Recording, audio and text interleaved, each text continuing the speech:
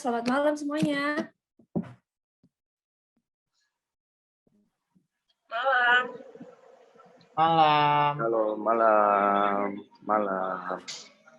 Monggo ya, maaf ya ini aku hostnya baru pertama kali jadi agak grogi. Teman-teman selamat datang di perkenalan, aku Gloria Manarisip dari sektor 13. Saya ditodong sama Kak Rido buat jadi host malam ini.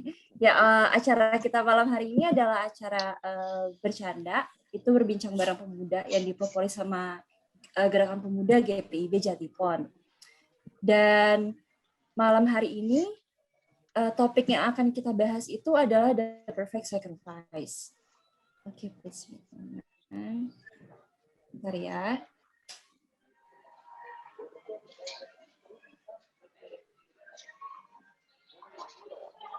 Sebentar ya teman-teman, aku lagi mau buka notes aku sebentar.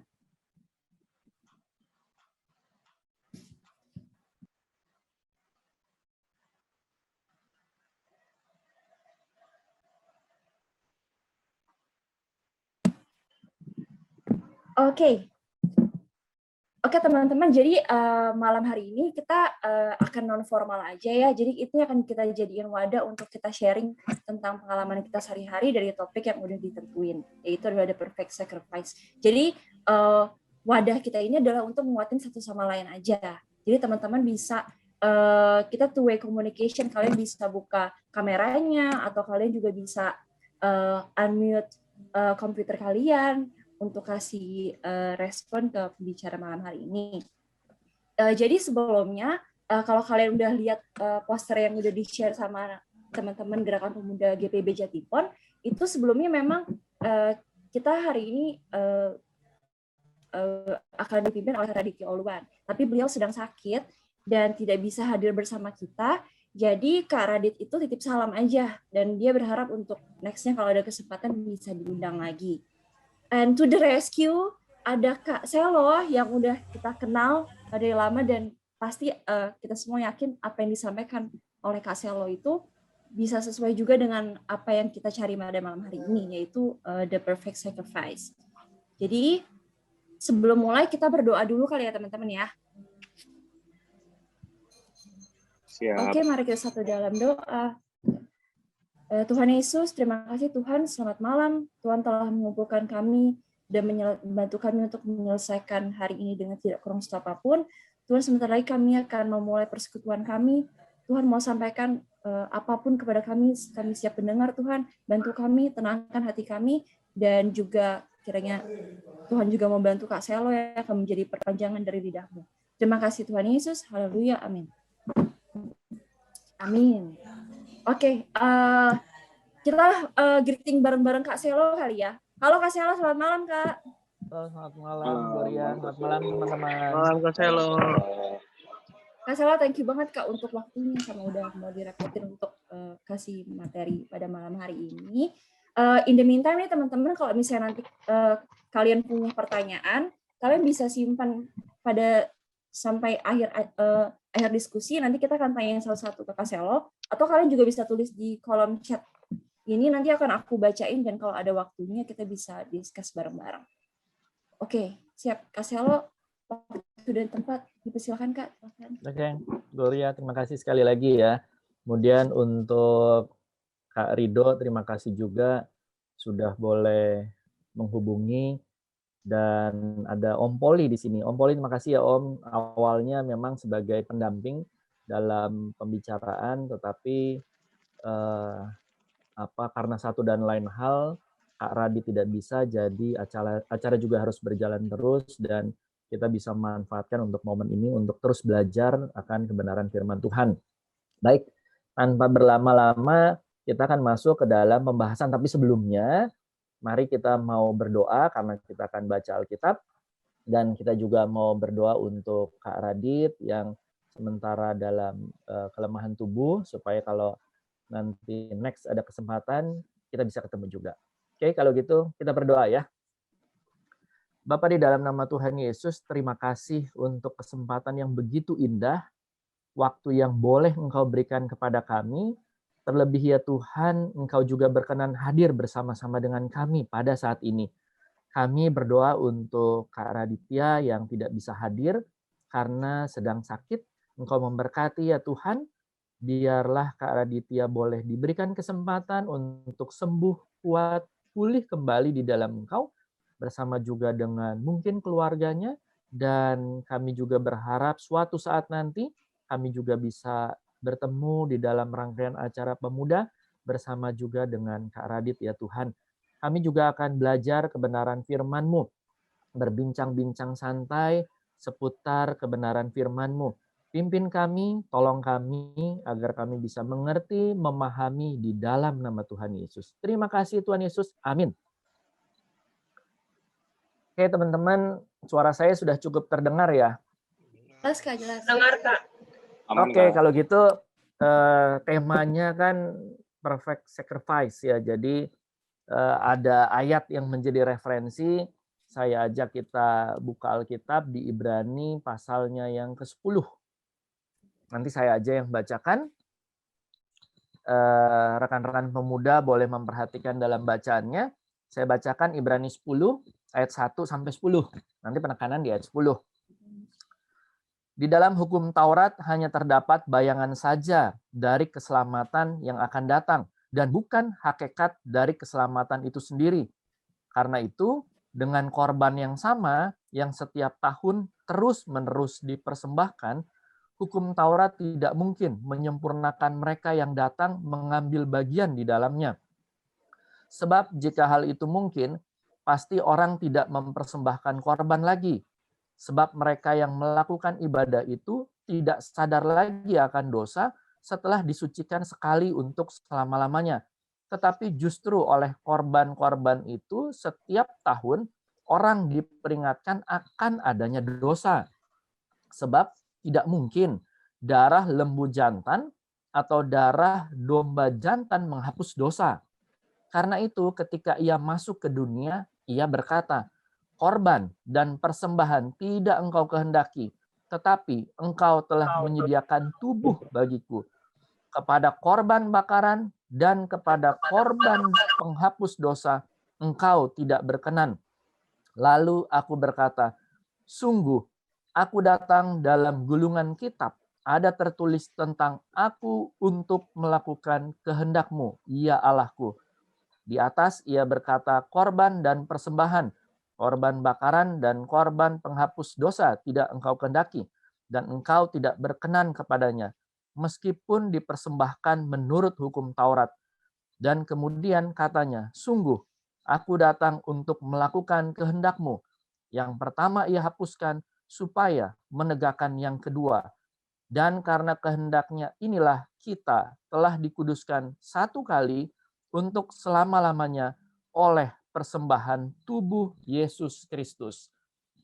Baik, rekan-rekan pemuda, ini ada slide yang nanti kita bisa sedikit sederhana slide-nya, nanti kita bisa belajar dari awalnya untuk slide, nanti baru kita berbincang-bincang ataupun berdiskusi lebih lanjut.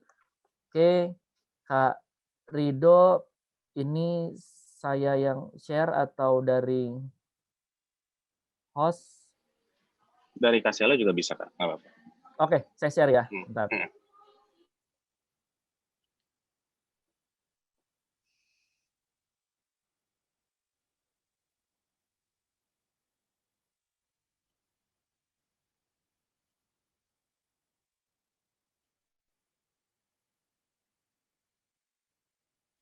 Oke, sudah kelihatan teman-teman untuk share screen-nya? Kelihatan Kak? Oke, baik. Ini adalah tema yang mau kita perbincangkan, yang kita mau ngobrol ya. Nah, ini ada sebuah gambar, ada ceritanya dua loh batu gitu ya, hukum Taurat kiri dan kanan, tetapi di situ ada cahaya yang mau merujuk, menunjuk, dan berpusat kepada salib. Salib Kristus berarti.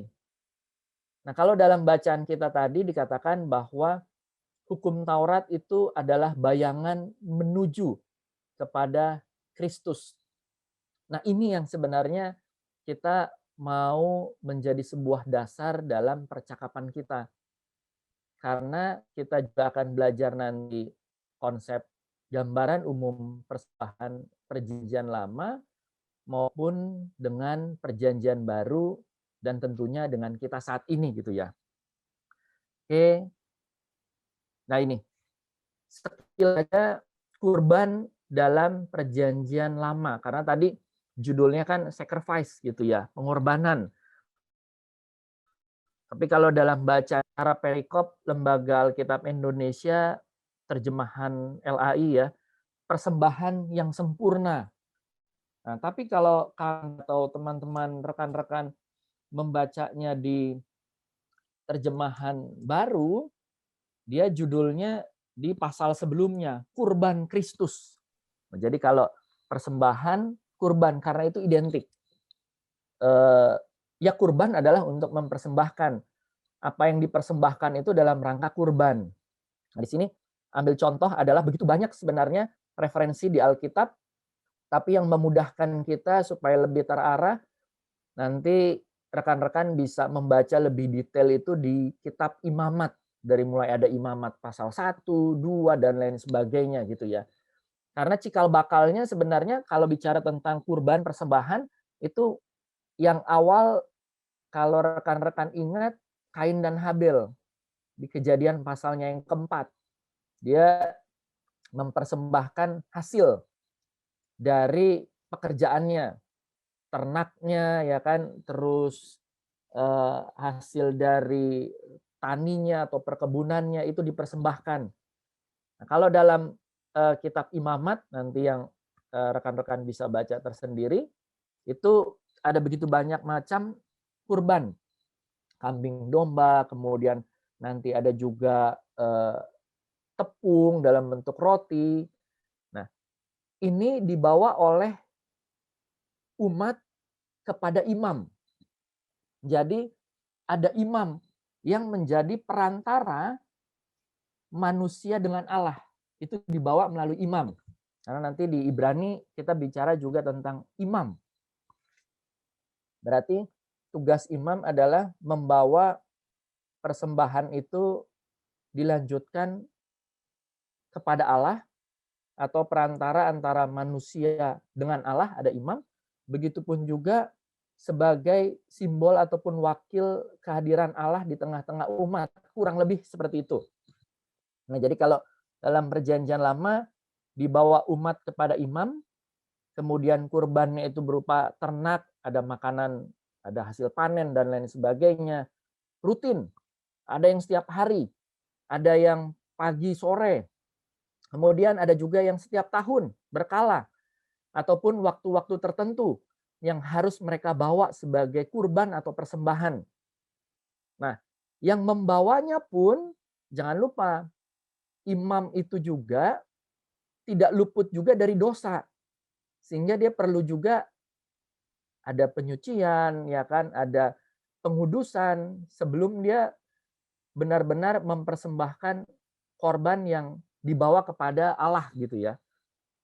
Nah, kemudian dia ada keturunannya sendiri, keturunannya itu keturunan Lewi.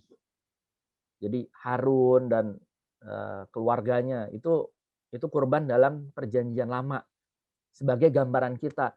Berarti dia ada tata caranya, kemudian dia ada waktu-waktu yang harus dilakukan, kemudian dia ada jenis-jenisnya.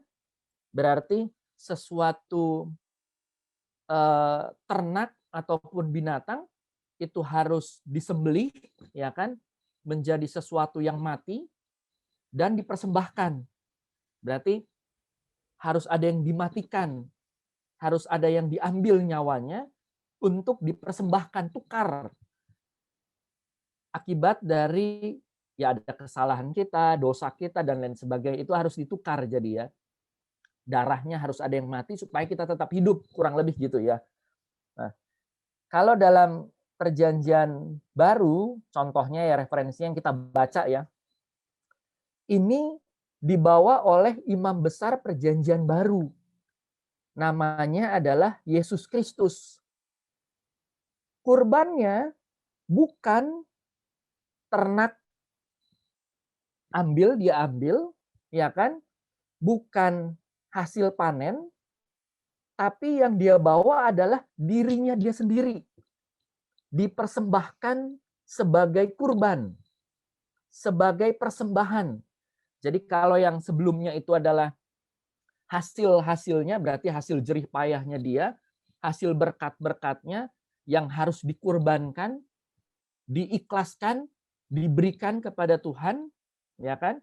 Nah, kalau dalam perjanjian baru, antara lain digambarkan dalam bacaan kita, itu dibawanya bukan melalui perantaran orang lain lagi, tetapi dibawa langsung oleh imam besar perjanjian baru, yaitu Allah yang menjadi manusia. Karena kalau rekan-rekan ingat, ya kan, Kristus itu raja, nabi, imam.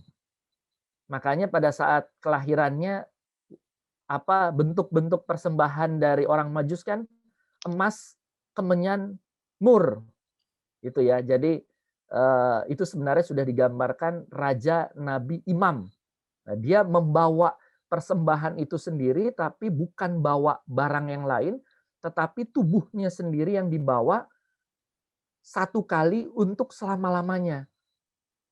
Nah, imam besar kudus ini tidak berdosa. Kalau yang tadi perjanjian lama, ya dia juga berdosa juga, harus dilihat lagi, disucikan, dikuduskan. Kalau ini dia tidak berdosa. Ini bukan keturunan manusia, tetapi Allah yang menjadi manusia yang tadi disampaikan.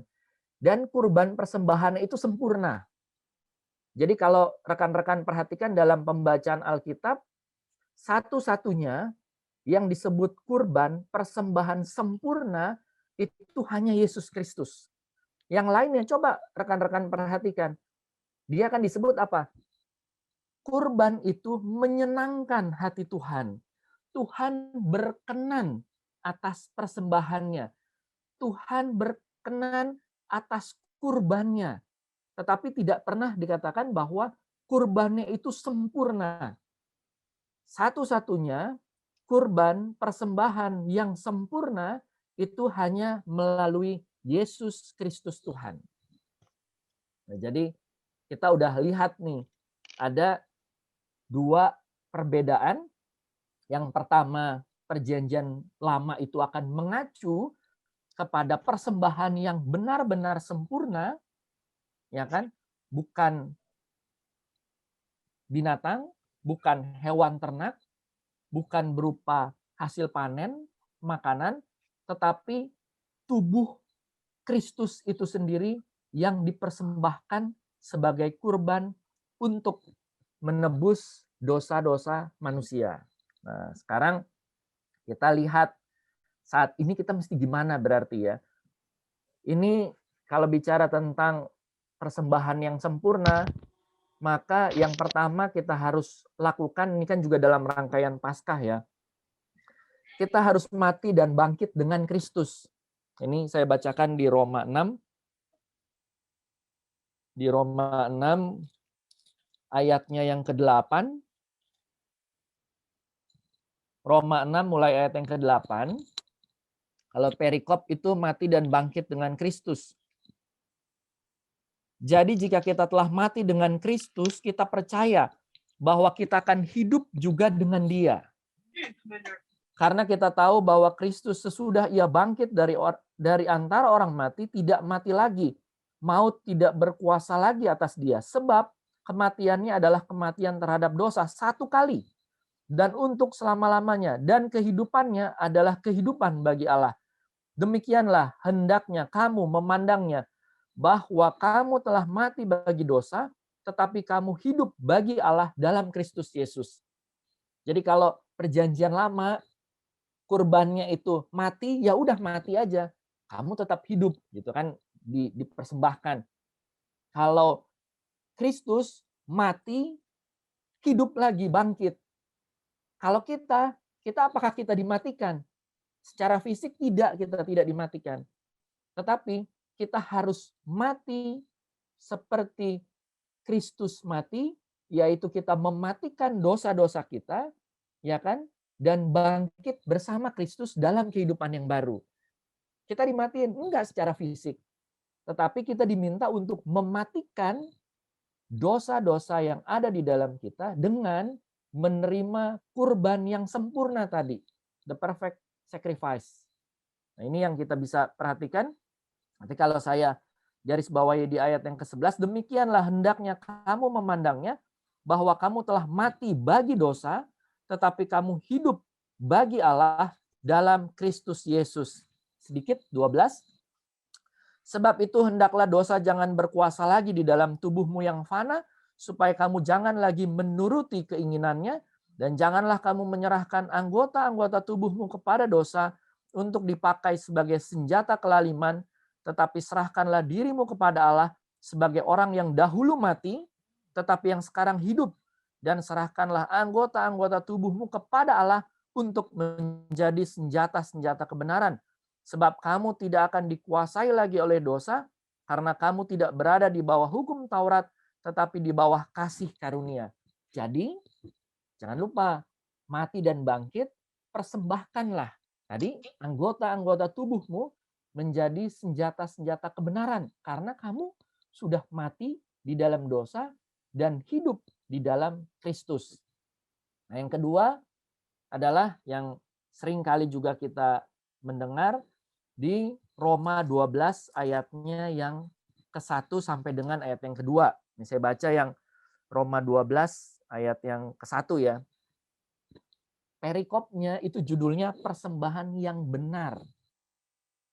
Jadi persembahan sempurna itu hanya ada dalam Yesus Kristus. Di sini dikatakan persembahan yang benar. Karena itu saudara-saudara, demi kemurahan Allah aku menasihatkan kamu supaya kamu mempersembahkan tubuhmu sebagai persembahan yang hidup, kudus, ya kan, berkenan kepada Allah, itu adalah ibadahmu yang sejati. Persembahan yang sempurna dalam Yesus. Ketika kita menerima persembahan sempurna dalam Yesus, maka kita diminta untuk memberikan persembahan yang benar, yang berkenan, yaitu tadi tubuh kita. Berarti kalau bicara tubuh, dari mulai luar dan dalam. Dalam berarti ya pikiran kita, ya kan, hati kita, emosi kita, apalagi semua maupun bagian luar kita, apa yang kita hasilkan dari kekuatan kita, apa yang kita hasilkan dari belajar kita, dari pekerjaan kita, dari ketekunan kita, itu semua dipersembahkan untuk Kristus. Karena Kristus sudah memberikan persembahan yang sempurna melalui kematian dan juga kebangkitannya untuk orang-orang yang mau menerima persembahan yang sempurna itu ya. Nah, dan yang terakhir dicontoh di Filipi 4 ataupun di Kolose 3 ayat 17. Ini saya bacakan. Di Kolose 3 ayat yang ke-17, segala sesuatu yang kamu lakukan dengan perkataan atau perbuatan, lakukanlah semuanya itu dalam nama Tuhan Yesus sambil mengucap syukur oleh Dia kepada Allah Bapa kita. Dan yang di Filipi 4 ayatnya yang ke-8 dan yang ke-9.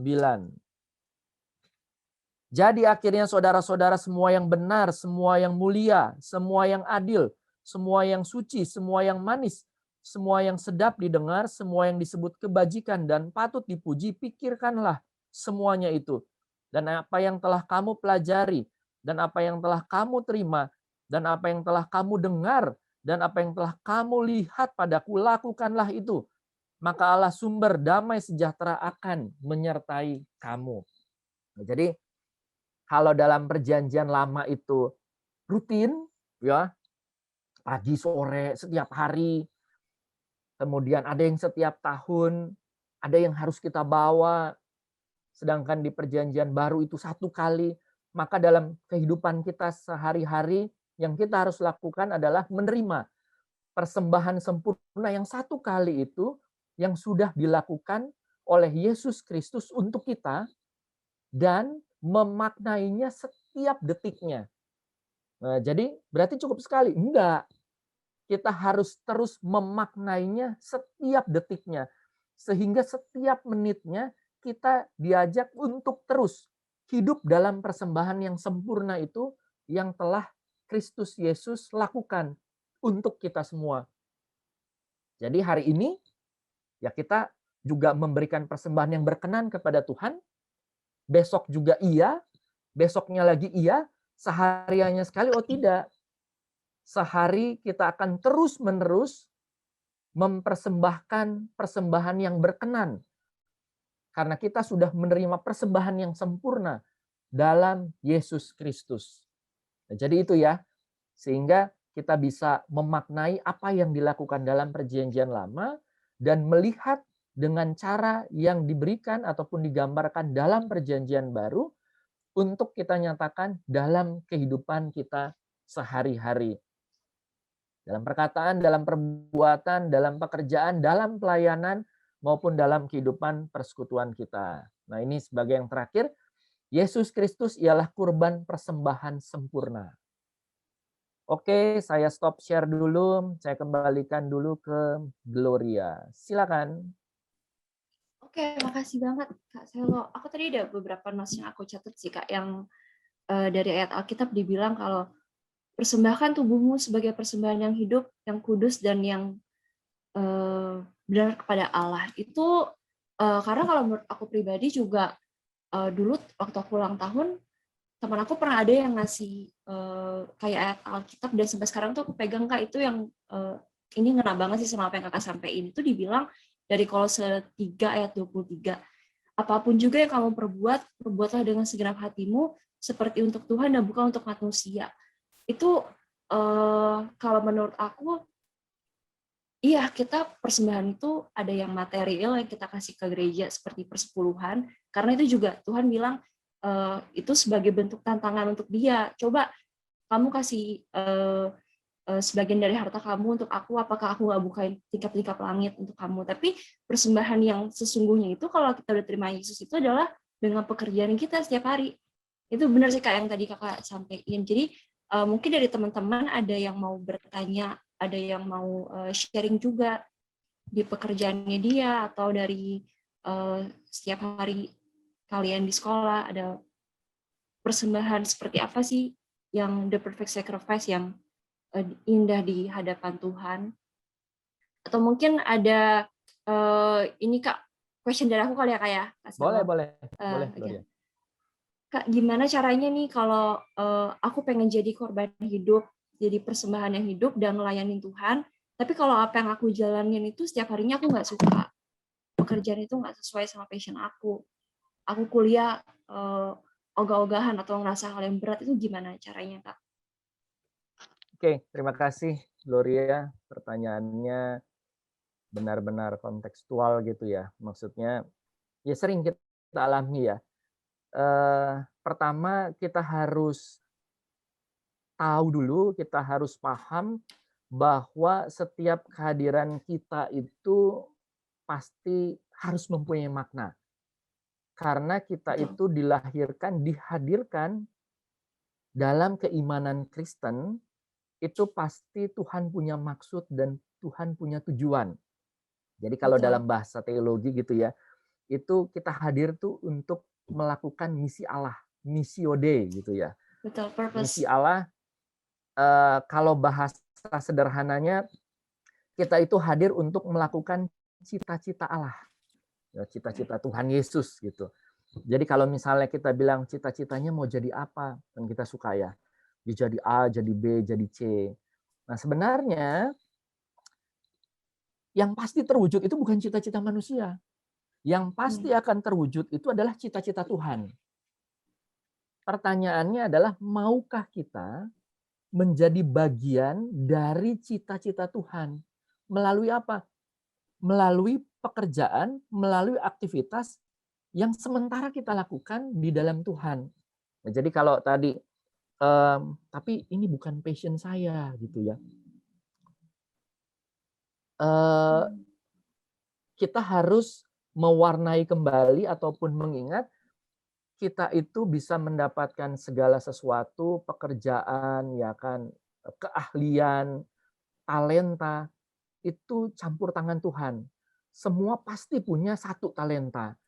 Nah, oleh sebab itu, bagaimana kita bisa menghayati kembali bahwa yang di Kolose 3 ayat 23 tadi, apapun yang kamu lakukan, ya kan, lakukanlah seperti untuk Tuhan, karena kamu ini sedang melakukan misi Tuhan, misinya Allah, pekerjaannya Allah. Nah, ini saya kesaksian juga nih, karena pertanyaannya Gloria itu nyangkut dengan saya.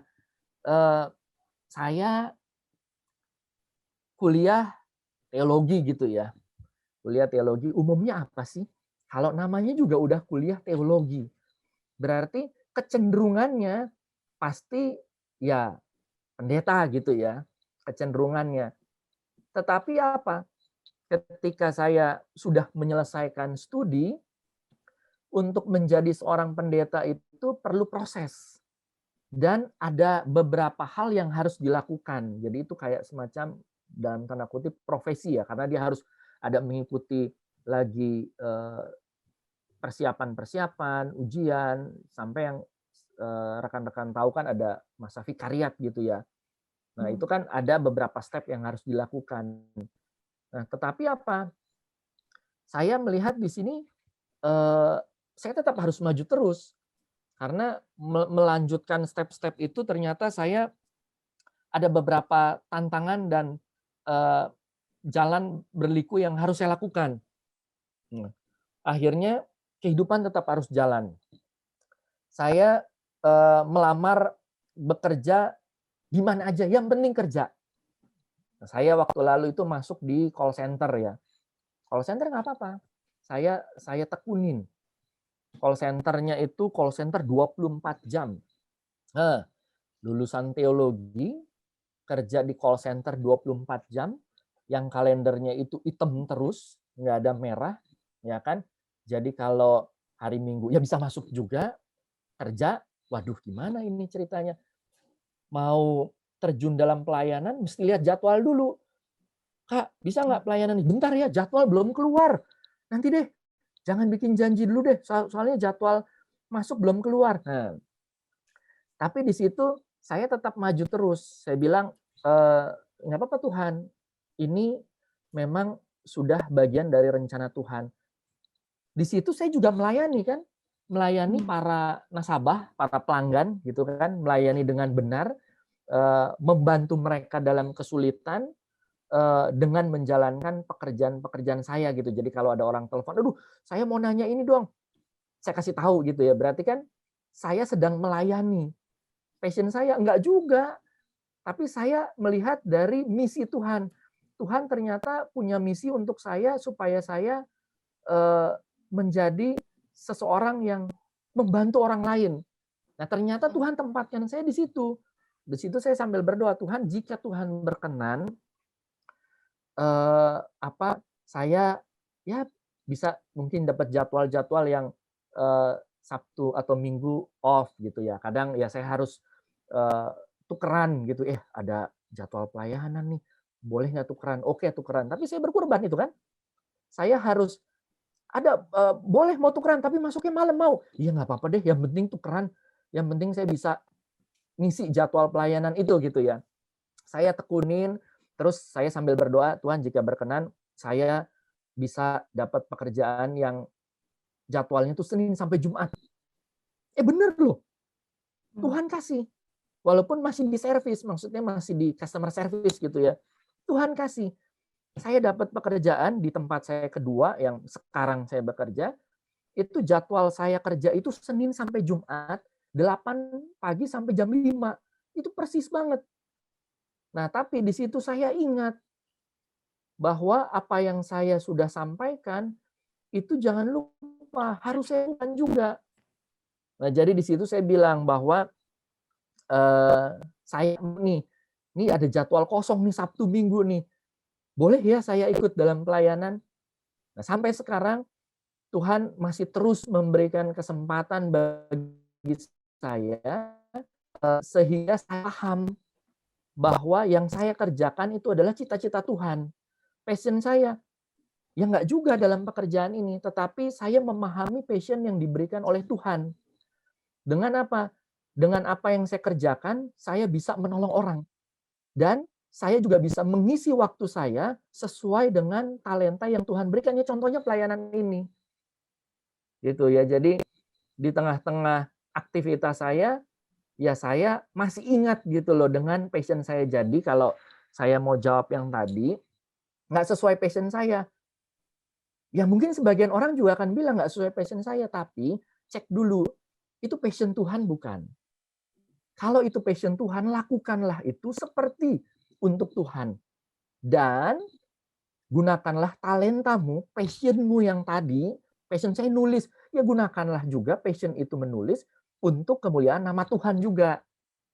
Jadi saling melengkapi, bukan saling melengkapi sebenarnya sih, tetapi ketika kita melakukan passion Tuhan, maka secara tidak langsung Tuhan ingin juga agar kita ingat juga dengan passion kita untuk kemuliaan nama Tuhan. Nah, jadi itu ya, lakukanlah, tadi udah benar itu, Kolose 3 ya kan, ayatnya yang ke-23 dan yang di awalnya tadi kan ayatnya yang ke-17 yaitu ya kan, Kolosenya. Jadi marilah kita mempersembahkan persembahan yang berkenan sebagai rasa syukur atas persembahan yang sempurna dalam Yesus Kristus dengan mempersembahkan passion kita untuk cita-cita Allah. Oke, Gloria. Betul, luar biasa Kak. Luar biasa. Tapi emang apa yang di-mention sama Kak Selo itu juga kena banget sih di hati aku Kak. Karena dibilang waktu itu ada yang pernah kayak ajak aku discuss gitu Kak Selo. Dia bilang kayak kalau misalnya misi Tuhan nih, purpose yang tadi Kak bilang, apa misi Allah. Dia pengen ngeluarin bangsa Israel dari Mesir gitu. Kalau dia tunjuk Musa, terus Musanya nolak, bangsa Israel tetap keluar nggak dari Mesir? Tetap. Itu tergantung orangnya mau dipanggil atau enggak. Itu benar sih Kak. Jadi kayak purpose misinya Allah itu tetap sama, tapi manusianya itu mau dipanggil atau enggak. Terus kalau aku juga dari pengalaman, passion kita itu biasanya itu gift dari Tuhan kan, talenta ya Kak. Jadi kalau talentanya kita itu terkadang apa yang kita bikin itu kita mau dan nggak dibayar. Itu sih yang aku juga pengen share untuk nambah tadi apa yang Kak Selo share. Luar biasa Kak. Ini ada pertanyaan nih Kak dari Jessica Eugenia. Jessica, mungkin kamu boleh di unmute terus kamu bisa tanyain langsung ke Kak Selo.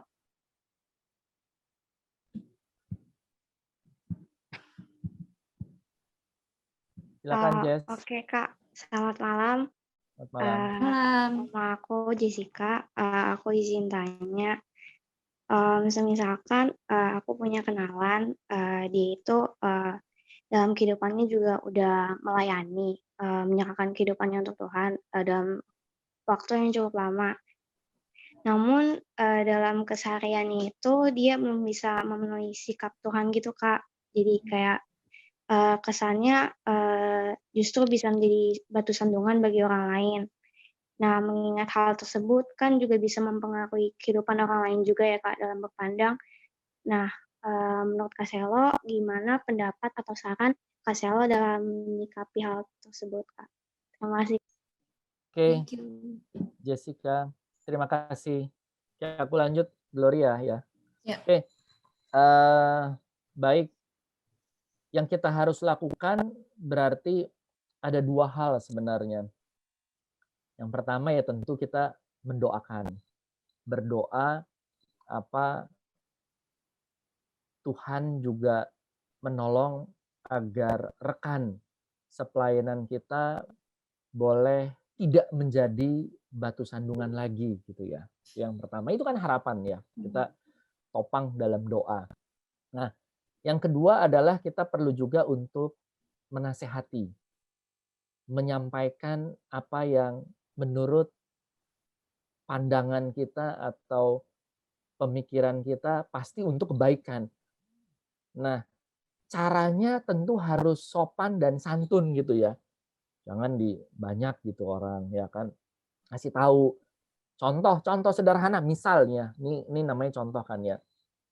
Oh, dia udah menyerahkan hidupnya, tapi setiap datang kegiatan telat terus misalnya gitu ya. Nah, itu kita bisa kasih tahu. Kan kamu komit untuk tugas hari ini, misal gitu ya. Nah, berarti kita harus ingatkan, jangan lupa, minggu depan jangan telat, ya kan? Atau di hari H-nya sebelum kegiatan, kita bisa bantu juga ingatkan dia, jangan sampai telat, supaya dia bisa hadir tepat waktu. Selainnya kita juga mendoakan. Karena kita juga harus senantiasa menopang apa mungkin keterbatasan gitu ya, keterbatasan dari rekan pelayanan kita. Kita ingatkan, kita bantu, dan kita beri nasihat gitu. Nah, yang ditambahkan juga mungkin kita bisa cari tahu juga apa sih sebenarnya kendalanya, ya kan? Bisa saja ternyata dia itu pelayanannya maraton gitu loh. Misalnya, ya sebelum ini ke sini ke sini. Nah, berarti kan perlu dikasih tahu kan. Kayaknya perlu ada jeda antar pelayanan satu dengan pelayanan yang lainnya itu jangan pas-pasan. Karena kalau enggak kamu justru dianggapnya jadi nggak serius nih sama pelayanan yang kedua ini nih, karena datangnya aja selalu terlambat. Padahal semangat kamu itu mau melayani, ternyata ya itu tadi, pelayanan pertama ke pelayanan kedua langsung aja. Selesai jam 10 langsung dia jam 10 langsung jam 10 juga dia ke pelayanan yang berikutnya. Jadi penting juga tadi kita topang dalam doa, kita memberikan nasihat, ya kan, tentu juga menguatkan dan menolong agar bersama-sama terus melayani Tuhan dan secara khusus dampaknya tidak menjadi batu sandungan. Oke, harapannya udah ada gambaran, Jessica. Sudah Kak, terima kasih Kak. Terima kasih. Setuju, Kak. Setuju. Jadi agent of change ya, Kak. Betul sekali. Ya kan, maksudnya kayak kita pengen berdoa, Tuhan ubah dia dong, dia nggak marah-marah hari ini. Tapi gimana caranya Tuhan mau ubah dia kalau Tuhan nggak cari tangan kanan dia, siapa dia mau dia pakai untuk bantuin orang itu? Iya, benar, betul. Kak. Setuju. Mungkin ada pertanyaan lain dari teman-teman? Kayaknya Kak Rido ngechat nih. Yes. Kak Gloria mau tanya dong. Oke, Kak Rido, silakan Kak Rido. Shalom Kak. Oh ya Kak Rido. Ya. Izin tanya Kak ya. Jadi sebenarnya relate dengan pekerjaan nih Kak, gitu kan. Karena kan tadi Kak Selo juga sharing bahwa setiap hari itu tanggal hitam gitu ya. Nah ini sebenarnya relate dengan saya yang sekarang gitu. Hampir ya Sabtu Minggu pun ada aja lah pekerjaan yang akhirnya harus dikerjakan gitu di Sabtu Minggu gitu. Nah cuman sebenarnya sama juga dengan Kak Selo bilang bahwa lagi berdoa terus supaya bisa dapat pekerjaan yang benar-benar di Senin sampai Jumat kayak gitu kan. Supaya di Sabtu Minggu ya bisa pelayanan gitu. Nah sebenarnya kalau dulu kan saya termasuk di multimedia ya waktu itu. Nah karena yang pekerjaan sekarang, terus saya berpikir bahwa kalau saya masih waktu itu di multimedia, saya juga sering keteteran di GP-nya akhirnya gitu. Karena kan pergumulan di GP juga lumayan ya gitu ya. Maksudnya bikin planning dan segala macam, konteks sana sini kayak gitu kan juga lumayan kayak gitu. Nah akhirnya saya berpikir bahwa daripada saya nggak maksimal, jadi ya udah deh saya fokus yang di GP-nya aja kayak gitu. Mungkin di sini aku pengen coba tanya ataupun mungkin masukan dari Kak Selo seperti apa sih sudut pandangnya gitu. Apakah boleh kita, kalau kayak aku kan sepertinya daripada nanti keteteran di multimedia juga lebih baik fokus di GP dulu karena secara tanggung jawab aku lihat kayaknya lebih besar di GP kayak gitu. Apakah itu salah atau mungkin seperti apa ya kayak cara menyikapinya gitu. Takutnya nanti malah aku pikir benar ternyata salah gitu. Itu sih Kak. Thank you Kak. Oke, terima kasih Kak Rido. Sesama tim multimedia batch 1 ya. Oke, baik, jadi sebenarnya kalau kita mau mengacu dengan sikap yang dilakukan oleh Rido, jadi kami itu sebenarnya punya masa tugas menurut SK multimedia periode pertama. Itu sebenarnya 31 Desember kalau nggak salah itu masa tugasnya kita. Nah, jadi Rido menyelesaikan, mengakhiri masa tugas sesuai dengan SK tim multimedia pada saat itu udah benar, ya kan? Sudah benar, dan memang pada saat itu juga kita coba membangun, ya kan, sistem multimedia sehingga boleh berjalan dengan baik. Nah, di sisi yang lain memang benar juga, pada saat itu Ridho masih aktif dan masih memiliki tugas tanggung jawab pelayanan sebagai ketua Gerakan Pemuda Jatipon, ya. Jadi kalau dari pandangan saya, step yang dilakukan oleh Ridho itu sudah benar, yaitu apa?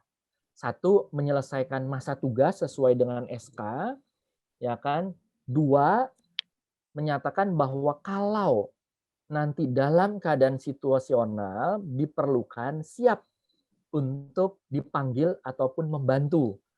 Nah, berarti kan bahasanya itu kalau sebagai cadangan, oke, nggak apa-apa.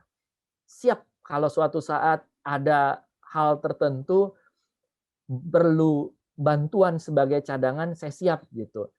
Nah, dan di sisi yang lain memang masih tetap melanjutkan tugas tanggung jawab pelayanan yang memang masih berlaku untuk Ridho, yaitu kan di Gerakan Pemuda. Selain di sisi yang lain ada pelayanan dalam pekerjaan. Nggak apa-apa, hanya jangan lupa berarti kalau dalam keadaan tertentu memang tim multimedia itu memerlukan bantuan dalam kondisi khusus dan lain sebagainya, jangan lupa untuk senantiasa mau memberikan talentanya, ya kan, untuk bertugas di tim multimedia gitu ya. Jadi itu aja. Sama saya sedikit share juga, setiap kali kan tadi ya Ridho kan terus berdoa. Nah, jangan lupa jika Tuhan berkenan suatu saat kemudian Ridho akhirnya Tuhan tugaskan mendapat pekerjaan yang secara jam akhirnya kesampaian gitu ya, berkenan, Tuhan kasih kesempatan. Jangan lupa komitmen itu. Jangan lupa langsung menyatakan diri untuk mau terlibat dalam pelayanan. Kenapa?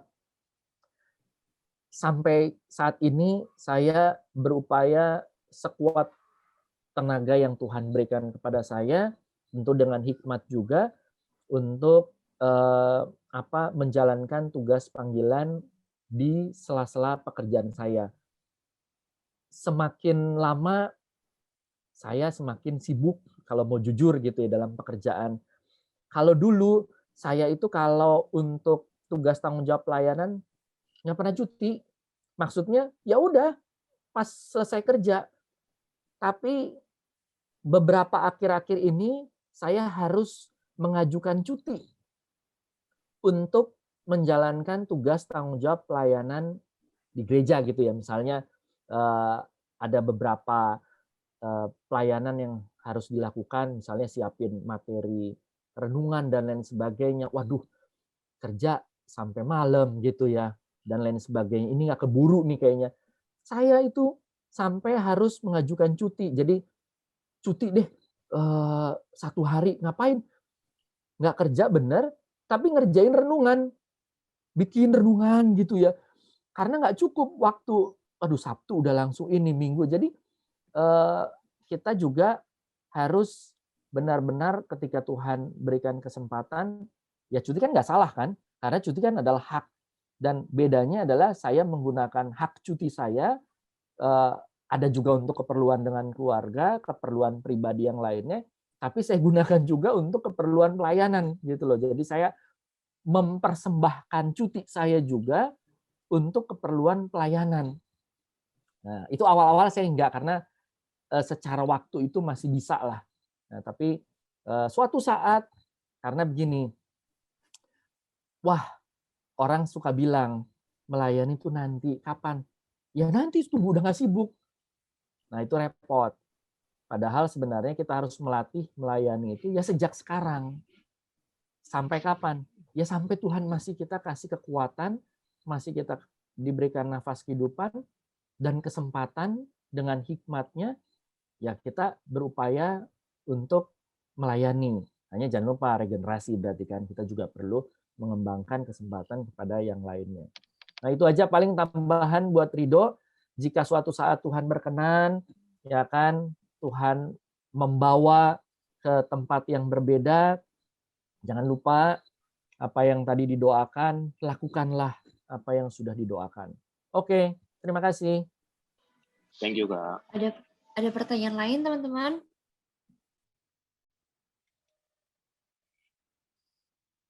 Om Poli, silakan. Om Poli Resten. Boleh, mau sharing Ya, Pak saja. Poli. Ya, teman-teman pemuda dan juga Bung Selo yang menjadi narasumber kita pada malam hari ini. Ya. Bicara tentang pengorbanan, siapa sih yang tidak pernah berkorban? Ya. Tentu semuanya pasti merasa saya pernah berkorban di dalam kehidupan saya. Dalam pekerjaan saya pernah berkorban. Misalnya membantu teman gitu ya. Atau bukan kerjaan saya tetapi saya kerjakan ya demi kemajuan perusahaan. Demikian juga dalam pendidikan ya. Mungkin ada mengatakan saya juga pernah berkorban dalam pendidikan ya. Udah belajar sampai larut-larut malam ya. Itu salah satu bentuk pengorbanan saya di dalam pernikahan.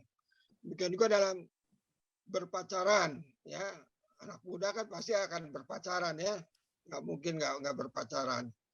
Oh, saya udah korbankan waktu saya, perhatian saya untuk pacar saya ya, tapi nyatanya tidak jadi juga gitu ya. Artinya di sini bahwa meskipun kita berkorban, tetapi pengorbanan itu pasti tidak selamanya akan mengalami kesuksesan. Ya. Ada yang bisa menghibur diri, dia bilang, wah itu kan pengorbanan yang tertunda. Nah itu bagus itu kan. Jadi dia tidak pada semangat. Nah kalau dia bilang saya sudah berkorban capek-capek, makanya tapi tidak berhasil, mereka cuma dia katakan, itu pengorbanan yang tertunda. Demikian juga di dalam pelayanan, pasti pemuda-pemuda Jatipon banyak yang berkorban ya untuk waktunya di tengah-tengah pekerjaannya, di tengah-tengah pendidikannya harus berkorban untuk melayani. Ya. Nah, banyak hal dalam pengorbanan dalam hidup ini yang penuh dengan pengorbanan. Dan tadi kan Kak Selo sudah katakan bahwa pengorbanan yang sempurna itu apa yang dilakukan oleh Yesus Kristus ya melalui itu sendiri. Nah pertanyaannya adalah kita mungkin ada tips gitu ya dari Kak Selo kepada teman-teman pemuda bagaimana kita menghadapi pengorbanan itu di dalam hidup kita ini. Ya. Tadi kan memang udah dikatakan ada ayat-ayat Alkitabnya, tapi mungkin ada yang lebih konkret lagi yang bisa kita sharing atau mungkin dari antara pemuda-pemuda yang hadir sekarang ini bisa sharing ya pengorbanan apa saja yang pernah ia lakukan di dalam kehidupan ini yang tentunya bisa saling menguatkan di antara teman-teman pemuda satu sama lain. Mungkin si Bung Jeremy, ini kan ada namanya Jeremy nih.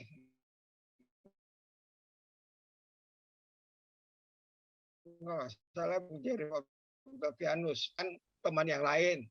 Mungkin juga ada Pita Bohem, ya, punya pengorbanan di dalam kehidupannya yang bisa di-sharing untuk menguatkan yang lain. Karena menurut saya tidak ada orang yang tidak berkorban dalam hidup ini. Pasti ada pengorbanannya yang ia lakukan dalam hidup ini. Itu saja, terima kasih. Terima kasih, Om Poli. Terima kasih, Om Poli.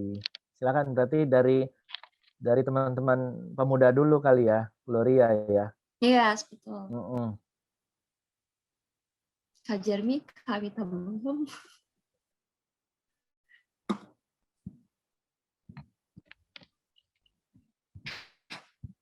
Teman-teman ada yang mau share, ada yang mau bertanya? Kasih jempol, maksudnya mau buka kamera terus ngomong atau apa itu?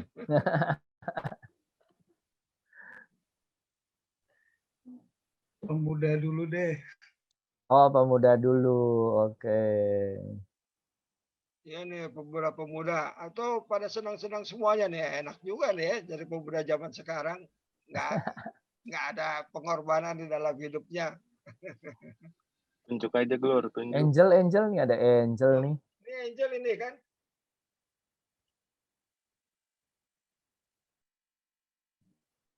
Angel. Ini kan Ya. Angel si Togus bukan?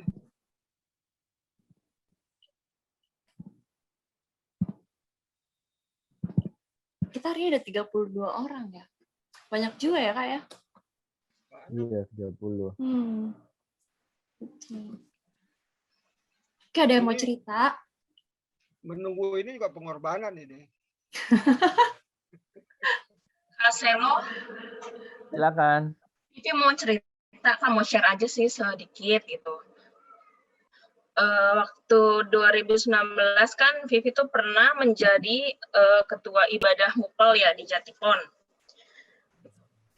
Itu juga sebenarnya waktu pemilihan ketua itu Vivi dari hati itu nggak bersedia ya Kak. Tapi memang karena waktu itu kan ada beberapa orang yang menunjuk Vivi untuk jadi ketua, misalkan kayak Rido, Michael, Nando, pokoknya beberapa orang memilih Vivi untuk mempercayai lah untuk menjadi ketua ibadah MUPEL saat itu.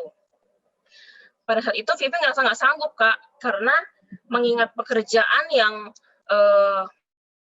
perbankan ya, pulangnya malam, waktu itu kan belum ada corona, pulangnya malam gitu, terus juga naik transportasi umum, terus mengingat juga kalau MUPEL itu kan rapatnya kan muter ya, kadang bisa di Bekasi yang bagian mana gitu kan.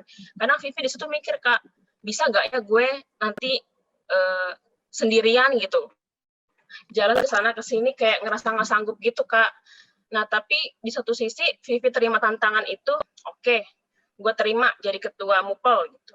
Tapi di satu sisi juga Vivi pada saat itu Tuhan mampuin Vivi untuk bisa menjadi ketua MUPEL cewek nih, karena mereka itu memang berharapnya cewek gitu Kak yang ketua, yang jarang-jarang katanya cewek. Oke lah. Memang pada saat menjalani sebagai ketua MUPEL, ketua ibadah MUPEL saat itu, memang Vivi banyak banget tantangannya yang semoga aja bisa memberi inspirasi buat teman-teman yang lain, jangan pernah menyerah ya. Pada saat itu juga Vivi kan lagi mengalami masalah keluarga. Papa Vivi kan sakit gitu. Jadi pikiran itu terbagi yang banyak banget.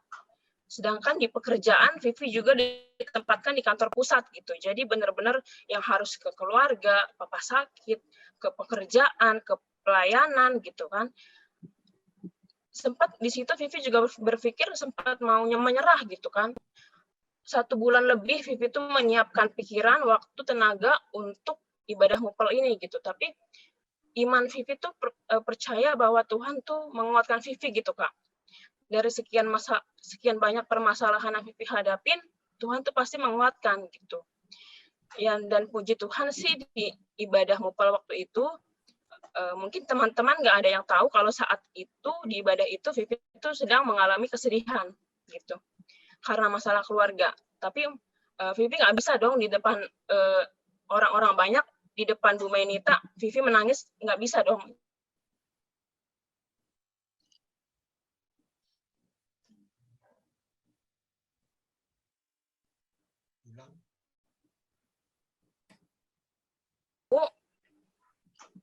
Kalau pengorbanan Vivi itu pada saat itu tuh ya bisa dibilang bisa nangis-nangis juga gitu Kak.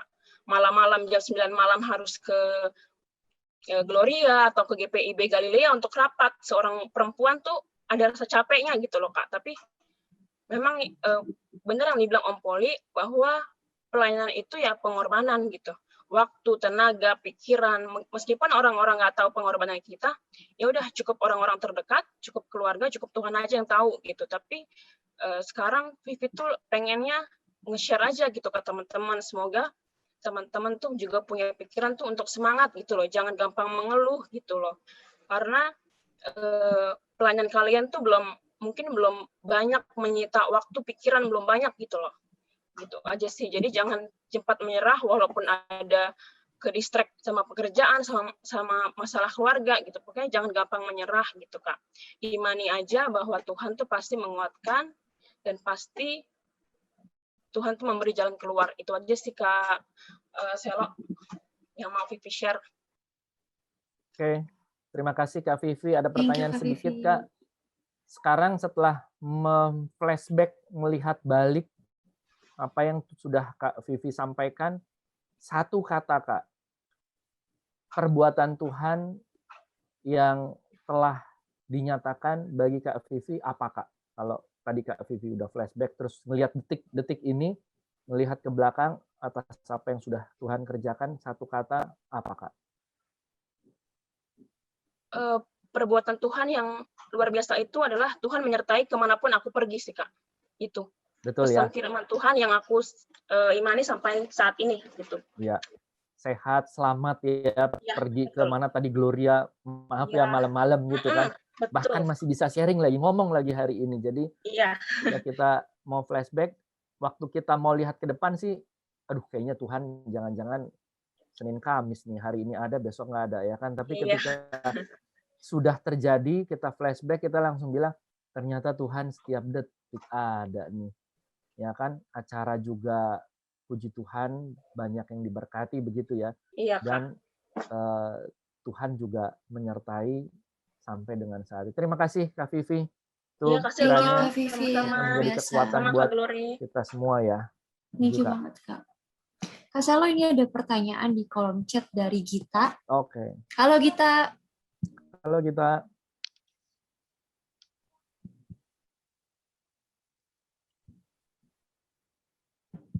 Ada Gitanya?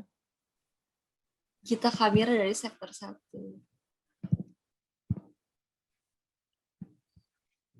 Gita. Mana nih Gita? Lagi ke toilet kali ya Kak? Oke. Ya udah. Jadi aku bacain aja kali ya Kak. Boleh. Oke, shalom Kak Selo dan semuanya. Perkenalkan aku Gita dari sektor 1. Aku mau tanya Kak terkait dengan real sacrifice. Gimana sih Kak caranya menyeimbangkan pelayanan dan tanggung jawab? Karena seperti yang Kak Selo bilang, kita harus bisa memberikan yang terbaik dalam pelayanan dan tanggung jawab keseharian kita. Thank you Kak. Oke, terima kasih. Cara balance tuh Kak. Oke, terima kasih Gloria. Dan ini Gita sudah mau sharing dalam bentuk pertanyaan ya. Oke, balance. Kita sebenarnya kalau bicara balance, berarti kan proporsional gitu ya. Di dalam Tuhan itu harus benar-benar 100%. Jadi 100% dalam pelayanan, 100% dalam tanggung jawab. Gitu ya. Nah, caranya gimana sih? Satu, atur waktu. Kita harus penting untuk mengatur waktu, mengalokasikan waktu, dan tetap 100% gitu ya. Jadi kalau kerja, saatnya kerja ya kerja gitu ya. Saatnya misalnya istirahat, ya kita istirahat. Saatnya kita mau mempersiapkan dalam pelayanan, ya kita berikanlah waktunya. Sehingga semuanya itu komponennya adalah 100%. Nah, tipsnya atau apa yang bisa saya sampaikan, ada hal-hal, nanti silakan gitu ya bikin timeline apa ya. Ada hal-hal yang bisa untuk dikurangi. Tetap 100%, tetapi bobotnya misalnya contoh ya, jam istirahat. Istirahat makan siang misalnya, ya kan WFA kan tetap ada istirahat ya. Nah itu seringkali saya gunakan untuk apa?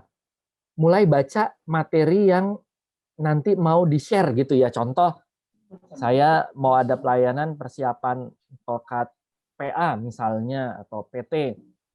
Nah, saya jam istirahat saya makan gitu ya kan, istirahat sebentar, saya udah mulai buka tuh. Oke, gambarannya adalah ini yang harus saya siapkan. Saya udah mulai sedikit-sedikit tuh cicil, buat sedikit-sedikit.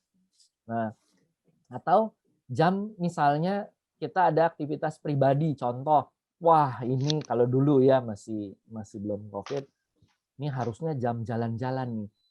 Nah, korbankanlah hari atau jam jalan-jalan, ya kan? Mungkin belum 100% atau belum sepenuhnya, bisa sebagian untuk apa? Untuk tadi mempersiapkan contoh pelayanan atau ya gantian, selang-seling dan lain sebagainya. Nah, sakit, ya sakit lah. Namanya juga tadi kan korban, ya kan? Korban kan berarti kan harus ada yang disakiti ya dalam tanda kutip gitu ya. Kita hidup makan, maaf ya, makan ayam. Ayamnya kan mati juga demi untuk kita hidup gitu ya. Ini kan kalau ada statement nyeleneh kan, ya kita hidup ada yang mati loh. Apa? Ya ayam mati seekor ya kan. Terus ikan juga ada yang mati gitu kan ya, yang ditangkap gitu, dimasak. Tapi kan kalian hidup.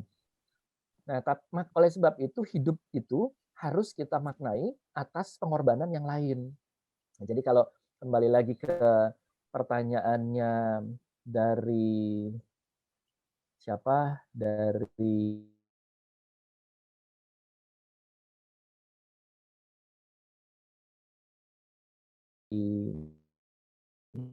kita jawab, atur waktu dengan baik. Gunakan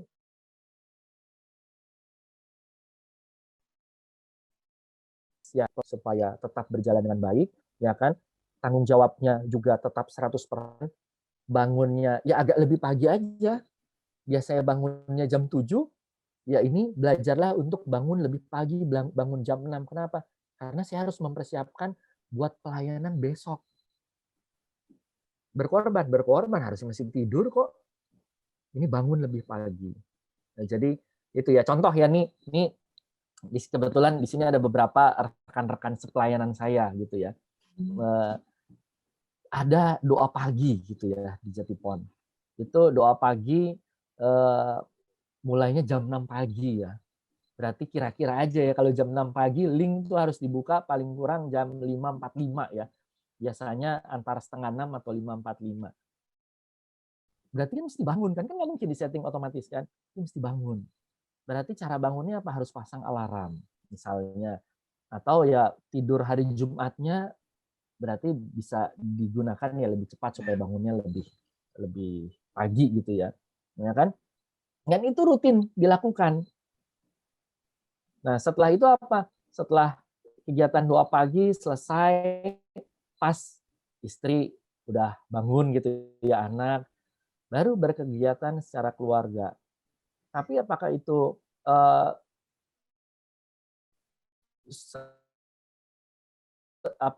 dilakukan dengan baik? Ya kita melakukan supaya dampaknya bangunnya lebih pagi, ya kan?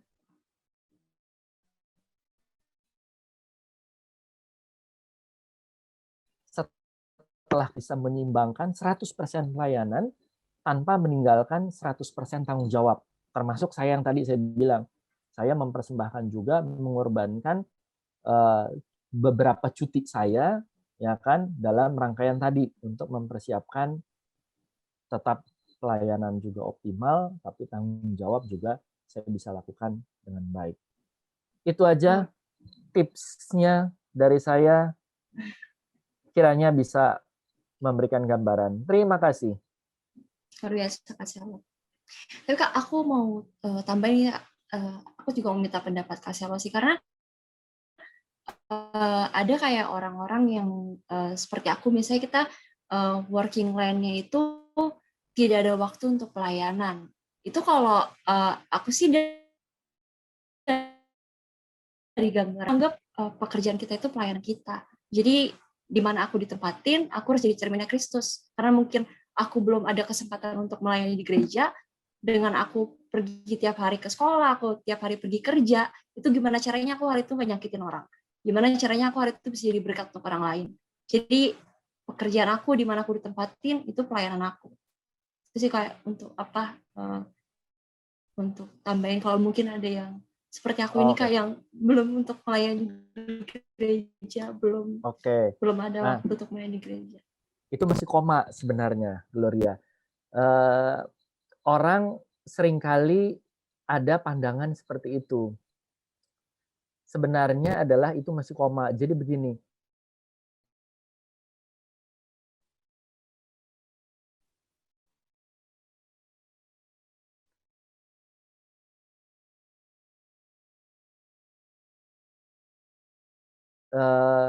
yang benar adalah tetap dia harus juga melayani Senin sampai Senin lagi. Artinya adalah apa? Dia harus mengambil peran juga dalam pelayanan ibadah. Ya, betul Kak. Gitu ya. Contohnya yang Gloria lakukan sekarang gitu loh. Sebenarnya Gloria sudah melakukan yang sekarang gitu kan. Mohon maaf saya ini, tapi begitu ini siap. Nah, jadi sebenarnya Gloria juga sudah mencerminkan pelayanan di dalam sebuah persekutuan ya. Kalau misalnya nanti suatu saat Gloria mungkin belum pas waktunya, mungkin Gloria bisa bilang gini, Karido, saya bisa bantu apa buat nanti podcast? Host lagi kah?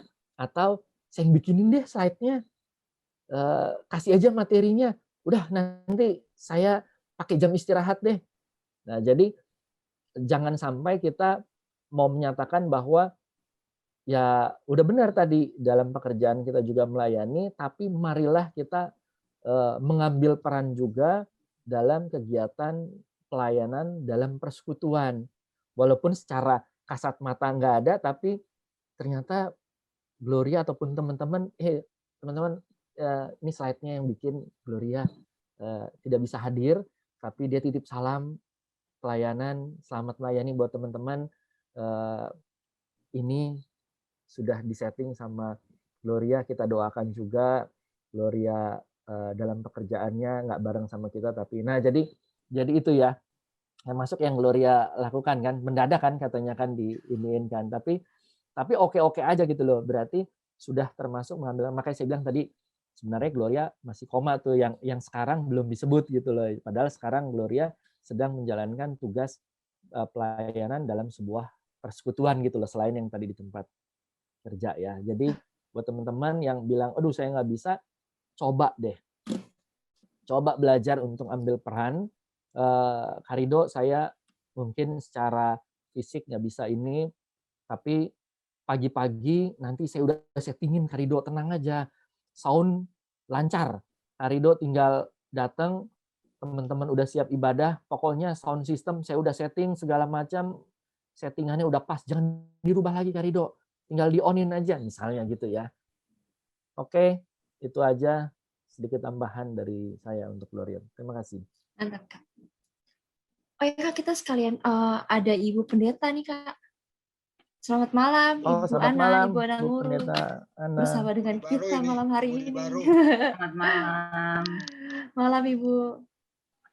Shalom Bu. Malam Gloria. Wah, Bung Jeremy raise hand lagi.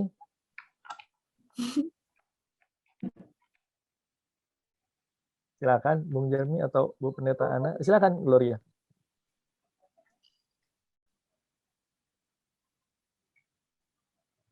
Ya, malam Ibu Pendeta, mungkin ada yang mau disampaikan Ibu? Oh enggak, saya dengar aja dulu. Oh. Ini waktunya Kaselo ini. Teman-teman mungkin ada pertanyaan lagi. Kita udah 1 jam hampir 20 menit nih Kak, luar biasa. Sambil, boleh nih Gloria, sambil teman-teman mikir apa yang mau ditanya nih. Ini sedikit aja. Kita kan udah dengar uraian dari Bung Selo ya, lalu ada sharing dari beberapa teman termasuk dari Gloria, Alvina tadi, dan juga dari teman kita siapa tadi? Satu Christine Angel ya. Nah, makna daripada pengorbanan. Mungkin ada beberapa teman di antara kita yang hadir sekarang ini membuat satu pernyataan pengorbanan itu apa? Nah, misalnya satu kata atau dua kata cukup aja gitu sebagai hasil mereka mengikuti podcast ini. Ya. Menurut saya pengorbanan adalah sukacita misalnya begitu kan. Nah, ada lagi mungkin yang bilang pengorbanan adalah ini. Nah, gitu. Mungkin 5 orang atau berapa orang gitu bisa mengatakan seperti membuat statement seperti itulah kira-kira begitu. Betul. Ini tantangan aja.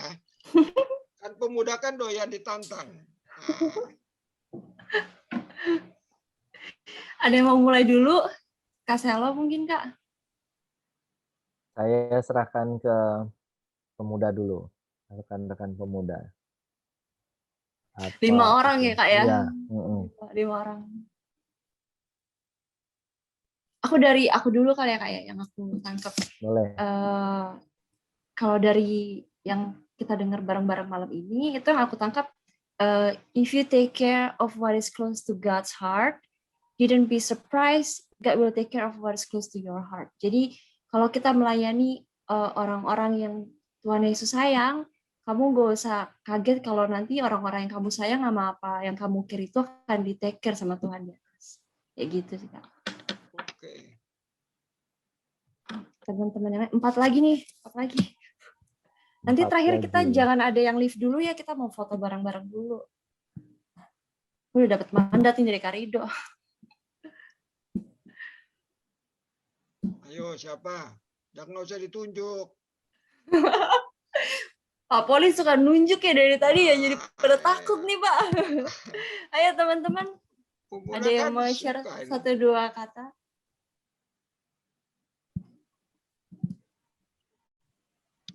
Masih pada malu-malu rupanya ini. Padahal lewat Zoom ini ya. Iya. Oh, Sofi. Malu-malu gimana kalau ketemu kali justru kan malu-malu. Ada Kak Sofi. Sofi itu kayak Vet.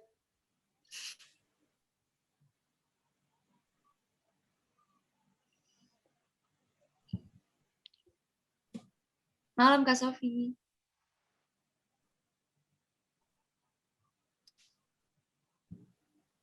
Suaranya belum kedengeran Kak Sofi. Oh iya Kak Sofi, suaranya belum kedengeran Kak. Udah? Ya jelas Kak. Udah. Kalau menurut saya, pengorbanan itu bagi saya segenap hati. Udah itu, 1 kata. 2 kata ya, segenap hati. Mantul Kak, mantul. Ya, mantap. Segenap hati. Aku nih Kak Glory. Nah, ya. Ini siapa nih? Apanya Kak Glory? Adiknya. Kakaknya Kak Glory. Pengorbanan menurut aku adalah merelakan sesuatu yang berharga. Pengorbanan itu bisa dibilang juga ya kayak pikul salibnya kita sih, tapi pikul salibnya mungkin dalam konteks-konteksnya ya pekerjaan kita, hati kita, itu sih mungkin menurutku pengorbanan adalah kita ngalah sama kehendak Tuhan. Itu sih menurut aku. Setuju.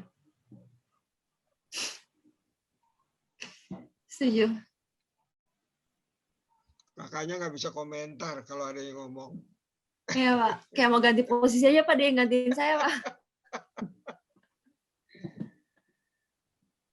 Ayo 2 lagi. 2 lagi teman-teman. Kayak Vet. Ini orang PT deh. Ya, PT. Selamat malam kakak-kakak, Bu Pendeta. Malam ya Vet. Malam. Kalau saya pengorbanan itu dengan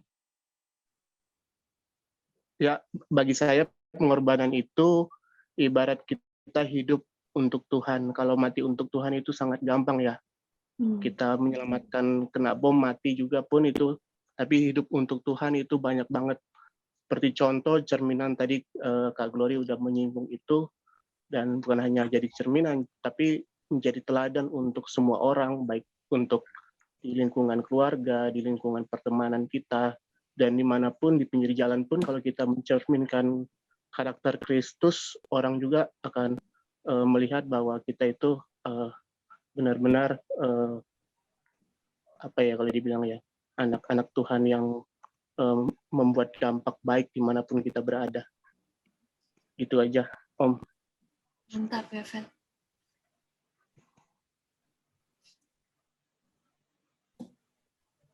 Satu lagi nggak sih, Pak? Hijau wae. Ya, absen salah satu loh. Jehos kusoy.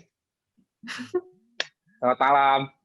PJ sektor 4 nih. Malam, kakak semuanya. Malam Joa. Ya, menurut aku sih untuk namanya pengorbanan ya, namanya juga berkorban, itu ada hal yang namanya ketulusan gitu. Kalau kita berkorban untuk pelayanan, untuk melayani keluarga kita, melayani teman-teman kita, gereja dan pekerjaan kita, iya kita harus tulus gitu, sepenuh hati kita, walaupun akhir dari pengorbanan itu bikin kita sakit hati, bikin kita sakit diri atau bikin diri kita jatuh, iya pengorbanan itu sifatnya tulus gitu, yang keluar dari dalam hati kita, yang keluar dari dalam diri kita, yang kita lakukan untuk orang lain, untuk Tuhan terutama, untuk pekerjaan kita, untuk keluarga kita. Itu sih arti dari, menurut aku arti dari pengorbanan dalam hidup kita. Gitu. Thank you. Terima kasih. Mantap. Nasi goreng. Punya. Oke, sudah genap 5. Sekarang kita foto kali ya. Teman-teman boleh buka kameranya.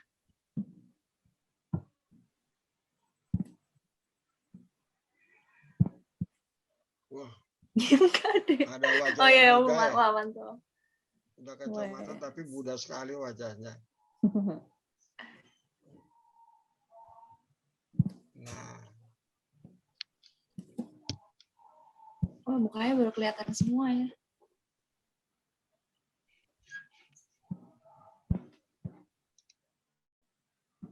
Oke. Yang mau screen cap siapa nih? Karido ya? Karido, dirimu yang mau ambil itunya, layarnya, Kak? Kita aba-aba ya. Ya. Halaman 1 dulu, Kak. Halaman 1 ya. 1, 2, 3. Satu lagi, halaman yang kedua. Senyum.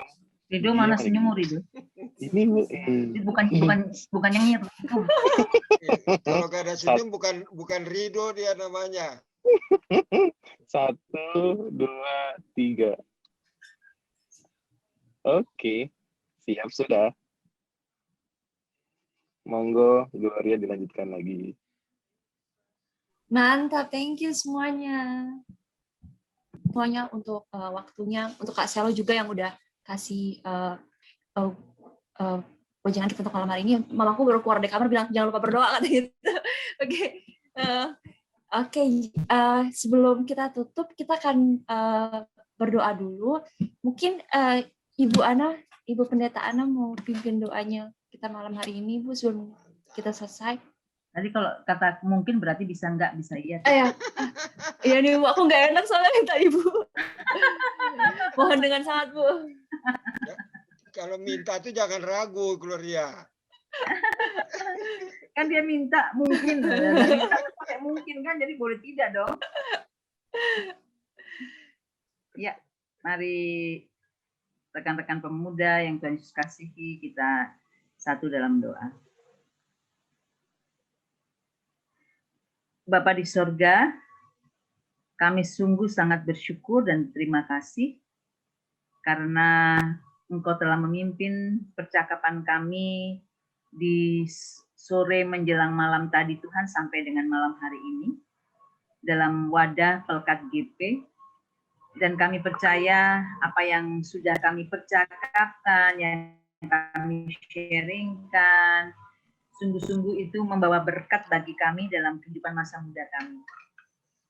Mampukan kami Tuhan untuk terus menjadi pribadi-pribadi yang rendah hati, yang mau memuliakan Tuhan lewat kehidupan kami, dan kami siap untuk boleh ambil bagian dalam pelayanan dalam bentuk yang terkecil sekalipun.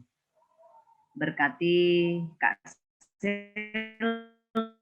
Selo yang sudah menjadi saluran berkat bagi kami, Ketua 3, Engkau memberkati hamba-hambamu ini. Dan terima kasih sekali lagi Tuhan untuk semua percakapan kami. Berkati juga Gloria, kami sangat terberkati lewat kesediaannya untuk ambil bagian sebagai host di dalam percakapan kami di malam hari ini. Kami akan beristirahat, Tuhan menyertai kami untuk istirahat kami. Di dalam nama Yesus kami berdoa dan bersyukur, serta berterima kasih. Amin. Amin. Amin. Terima kasih, Bu Pendeta. Terima kasih, Sama-sama. Thank you teman-teman. Terima kasih Kak Selo. Om Poli. Surveinya jangan lupa diisi ya. Rido, terima kasih. Terima kasih semua. Charming. Thank you Yesus semuanya. memberkati. Tuhan berkati. Terima kasih. Ya, Berkati semua semuanya. berkati. Terima kasih.